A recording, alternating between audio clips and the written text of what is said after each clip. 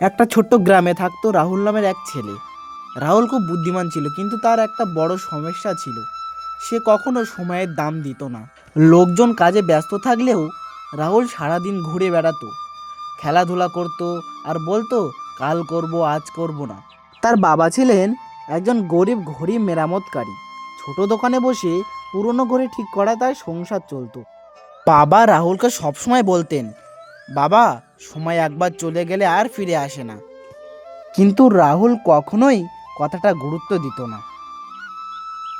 একদিন গ্রামে ঘোষণা হলো, শহরে এক বড় স্কুল থেকে শিক্ষক এসেছে প্রতিভাবান ছেলে মেয়েদের বেছে নিতে। রাহুলের মা অনেক অনুরোধ করলেন, আজ দেরি করিস রে বাবা। কিন্তু রাহুল খেলায় মেতে উঠল। যখন সে মাঠে এলো, দেখা গেল নির্বাচন শেষ। বন্ধুরা সুযোগ পেল, রাহুল পেল না, শুধু আফসোস। কিছুদিন পর বাবার শরীর খুব খারাপ হয়ে গেল। ডাক্তার বলল, সময় মতন ওষুধ না পেলে বিপদ হতে পারে।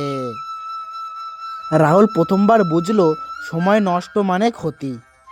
সে কাজ খুঁজতে বেরোলো, কিন্তু কোথাও সুযোগ পেল না, কারণ সে আগে কখনো দায়িত্বশীল ছিল না। এক রাতে বাবা রাহুলকে একটা পুরনো ভাঙা ঘড়ি দিলেন। এই ঘড়িটা আমার জীবনের সবথেকে দামি। রাতের বেলা ঘড়িটা হঠাৎ টিকটিক করে উঠলো, আর রাহুল নিজের অতীত দেখে ফেললো। সে দেখলো কিভাবে সে প্রতিটা সুযোগ নষ্ট করছে। সকালে ঘুম ভাঙতেই রাহুল ঘামছে। সেই দিন থেকে রাহুল বদলে গেল। ভোরে উঠলো, বাবার দোকানে সাহায্য করলো, পড়াশুনো শুরু করলো। সময় নষ্ট একদম গ্রামের বন্ধ। মানুষ অবাক হয়ে গেল। বছর শেষ হলো, রাহুল পরীক্ষায় পাশ করলো, চাকরিও পেয়ে গেল। বাবার চিকিৎসা করা সম্ভব হলো। কয়েক বছর পরে রাহুল নিজের একটা স্কুল খুললো গ্রামে।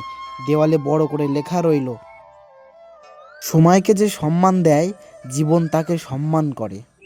রাহুল বুঝেছিল দেরিতে, কিন্তু আপনি না বুঝলে সময় কাউকে দ্বিতীয়বার সুযোগ দেবে না। ধন্যবাদ। চ্যানেলটিকে সাবস্ক্রাইব করবেন, পাশে থাকবেন।